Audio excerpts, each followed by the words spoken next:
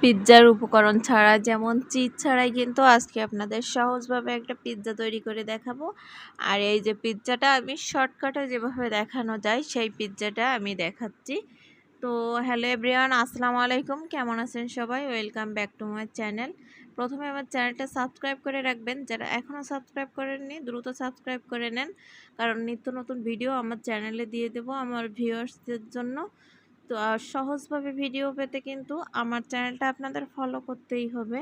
তো চ্যানেলটা তাই এখনই সাবস্ক্রাইব করে রাখেন আর বেশি বেশি করে শেয়ার করেন, যাতে অন্যরাও ভিডিওগুলো দেখতে পারে। আর শেয়ার করে আপনার টাইম লাইনে রেখে দিতে পারেন, প্রয়োজনে আপনি দেখে নিতে পারবেন। তো আমি আজকে এখানে চিকেন ছোট ছোট পিসেস করে কেটে সেটা ধুয়ে আমি যে সব রকম মশলা দিয়ে কিন্তু এটা মানে মাখিয়ে ম্যারিনেট করে রেখেছিলাম, যেরকম লবণ, হলুদ, ঝালের গুঁড়া, আদা রসুন বাটা, তেল দিয়ে জিরা গুঁড়া, ধনিয়া গুঁড়া, গরম মশলা সব রকম দিয়েই কিন্তু আমি ম্যারিনেট করে রেখেছিলাম 20 মিনিটের জন্য।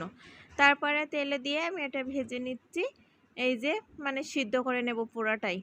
আর এখানে আমি ময়ান দিয়ে রেখেছিলাম, এটাতে অল্প একটু তেল আর লবণ আর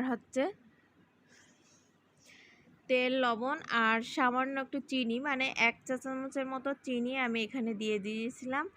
আর দিয়ে দিয়েছিলাম ইস্ট দিয়েছিলাম। ইস্ট দিলে কিন্তু এটা ফুলবে এবং সফট হবে। তো দিয়ে আমি এটা 1 ঘন্টার জন্য এখানে মেখে রেখেছিলাম।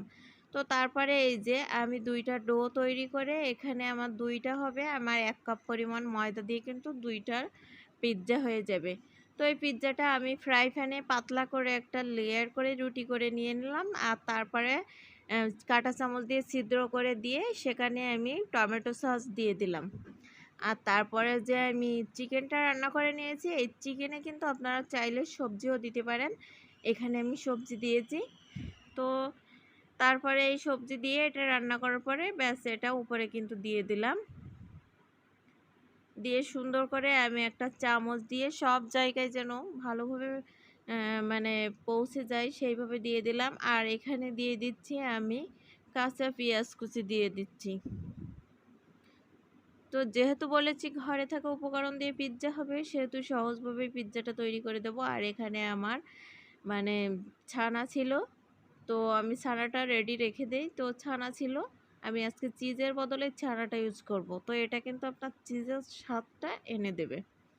তো এই যে ছানাটা আমি উপর থেকে ছড়িয়ে ছড়িয়ে দিচ্ছি।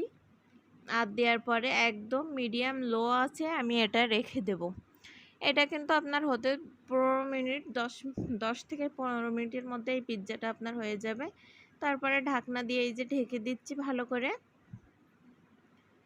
আর খুব সহজে কিন্তু এই পিৎজাটা হয়ে যাবে। আমি আজকে ভিডিওটা বড় করব না, যার কারণে শর্টকাটে ভিডিওটা দেখানোর চেষ্টা করেছি। তো এভাবে কিন্তু বাচ্চারা পিৎজা খেতে চাইলে শর্টকাটে পিৎজাটা করে দিতে পারেন আপনারা। আর এই পিৎজাটা অনেক সফট এবং দোকানের মতোই কিন্তু একটা স্বাদ আসবে। আর যারা ভাবছেন চিজ না দিলে কি আর স্বাদ হয়, তারা এই ছানা থাকলে ছানাটা দেবেন, চিজের মতোই স্বাদ হবে। তো এই যে তারপরে আপনারা এর উপরে ক্যাপসিকামটাম যা থাকে এর উপরে দিয়ে দিতে পারেন। তো এর উপরে আমি আর একটু সয়া সস দিয়ে দিলাম। আর দেখতে কিন্তু ভারী সুন্দর লাগছে, আর খেতে কিন্তু খুবই সুন্দর হয়েছে।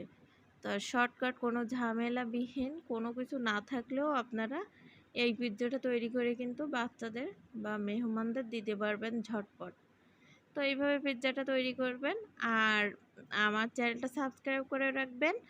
আর ভিডিওটা বেশি করে শেয়ার করে দেন, লাইক দেন, আর কমেন্টে জানান যে আজকের রেসিপিটা কেমন লেগেছে।